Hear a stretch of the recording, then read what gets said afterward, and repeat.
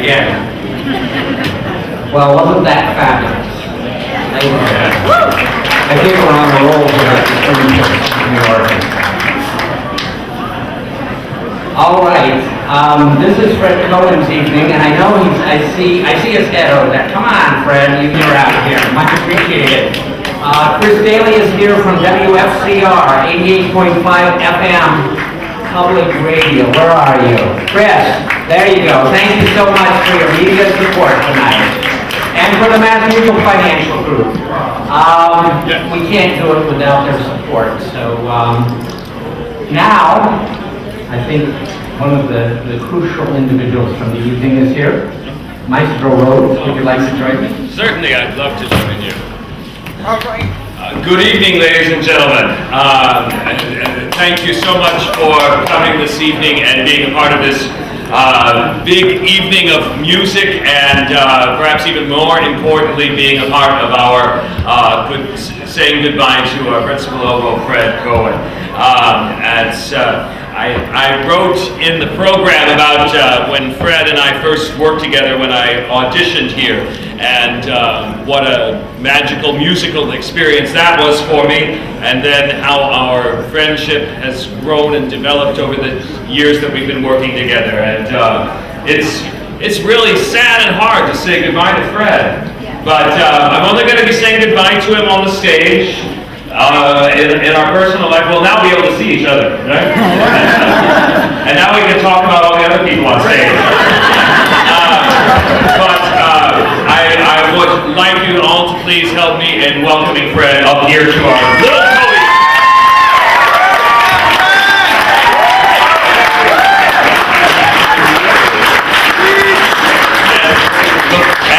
And also, tonight we have a very special guest here with us to help us honor Fred, and it's a real honor and pleasure for me to finally meet this man, the guy who made such a great orchestra for me to take over, Maestro Mark Russell Smith. Mark, please join us.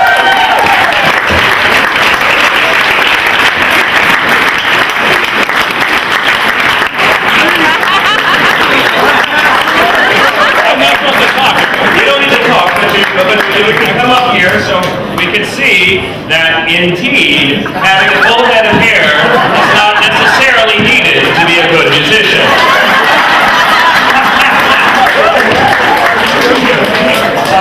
Mark, it's really so great for you to be back here for Fred tonight. I know it just meant the world to him, and it was a surprise. Mark organized that with the office, and we kept it quiet, which is unusual. We usually can't keep secrets. And I know Fred is just thrilled to have you here, and it's great for you to be here. And please, everyone, another round for Mark.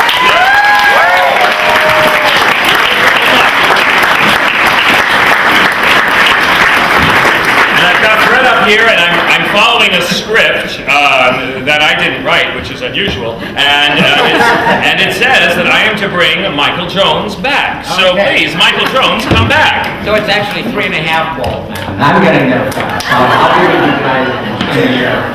But Fred, this is a specific message for you from Masako, who our concert master, who was unable to play in this cycle tonight, but she did send a message for you, Fred, so please let me read this. Fred and I have been colleagues playing in the SSO for a long time. How long? Well, I hesitate to admit in public. I have always enjoyed listening to your beautiful sound in music making. Your imaginative and spontaneous wit, sometimes sarcastic, sometimes outright crazy, has kept us all in stitches. At times it has been difficult to control ourselves from breaking up right in the middle of a serious rehearsal. Who knows, maybe in a performance too, which I can't tell because I'm sitting too far away from him. I don't even mind when he tells me to stand up when I am already standing up.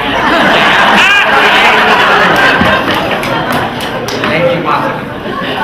All of us will miss your music making, wit, and above all, just your presence. The SSO will be different without you. I wish you good luck on your new life and a more normal life, spending more time with your loving wife, if it is possible for an oboist to lead a normal life.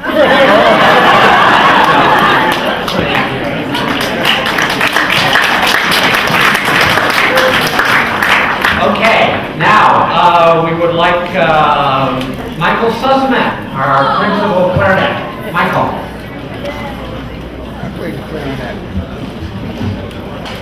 When Fred got to this orchestra, I was already here. And we became friends, more than I can ever describe to you. But Fred, I'd like to talk a little bit about his musicianship. Fred has insight into music, and it comes out when he plays. And it spreads throughout the orchestra, and it gives us knowledge, it gives us a sense of where we're going with the music. He's sort of the center of things. And it's just been an honor and a privilege for all of us to work with him. He's a leader, but he's not below the idea of working with other people, blending, tuning, balancing. He doesn't play by himself. He listens carefully, something which we cherish. Fred has been very, very important to the musicians of this orchestra, representing us on numerous committees. He was responsible, in large part, for getting us to the point where we could take part in the searches for new conductors. And as a result, we won a fantastic conductor with Mark Russell Smith. And when Mark left, we got a fantastic conductor with Kevin. We feel very blessed with both of these conductors, and Fred played a very, very significant role in this. I'd like to just end on a personal note. Fred is more than a colleague to me. Fred is a dear friend. In fact, Fred is standing. And so, of course, Fred and I will be together to the end.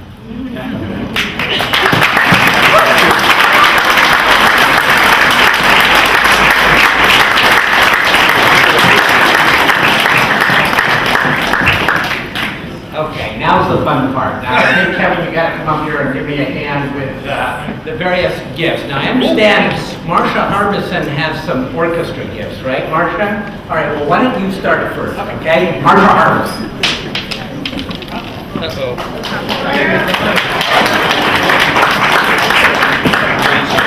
I suppose most of this Sunday article that Fred was quoted as saying he didn't think the concertmaster should get an applause when she walked on the stage because all she did was not fall off the stage. All of us was really supposed to get the applause, so yay.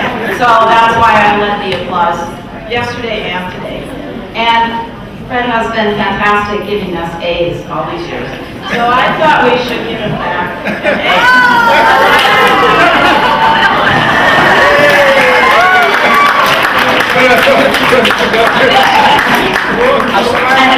And the other thing you might have noticed in the program is that Fred really loves to dress up for Halloween. We had some very memorable costumes. And so I thought maybe he needed another one that might remind him a little of spring. Next, Catherine. All right.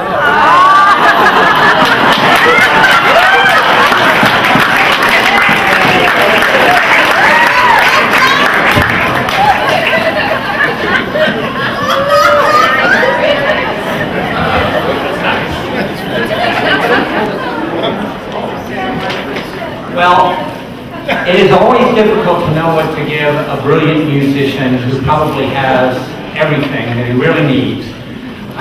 We spoke with his wife about what he might have an interest in, and we found out that he really loved artisan wood works, carvings and such. And so we spent a little bit of time up there in the northern part of Pioneer Valley, and what we found was a piece of wood which we thought you would really love, Fred, because it can contain the millions of notes that you have presented here in Symphony Hall over these 32 seasons that have, I think, helped to capture an extraordinary artistry. And so, Kevin, you can pull this out? Okay, this isn't the wood. That's not the wood. This must be the wood.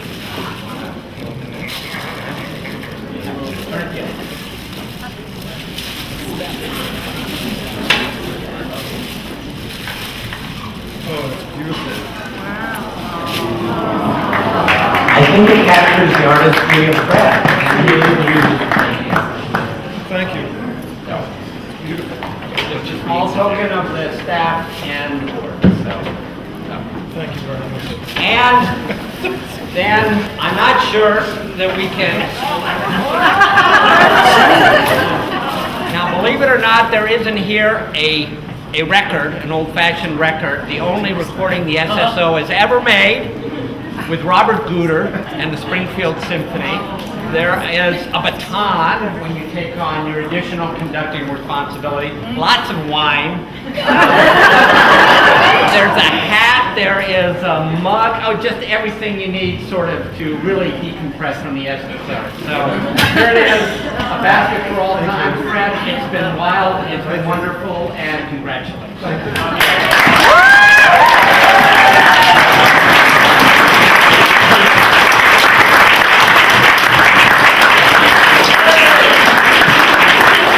very much.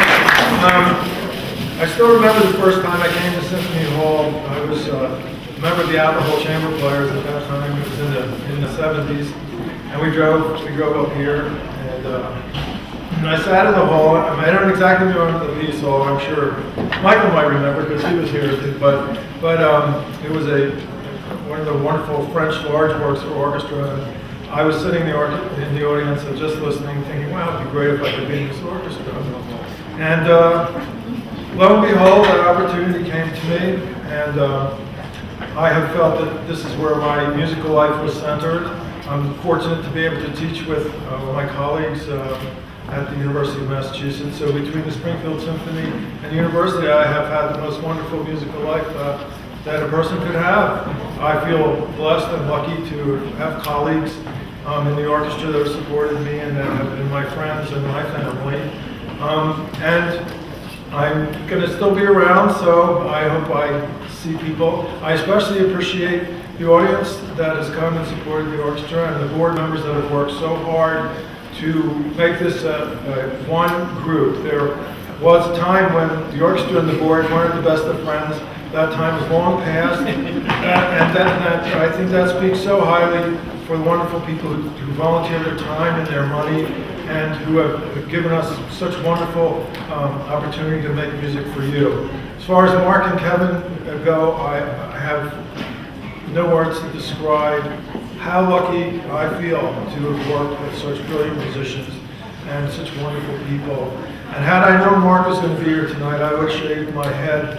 So I would right in with them. But maybe in the next 32 years I could do that.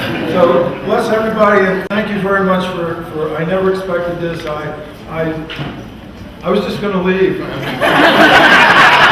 way. I'm deeply grateful to each and every one of you, and I don't know what else to say. Thank you very much.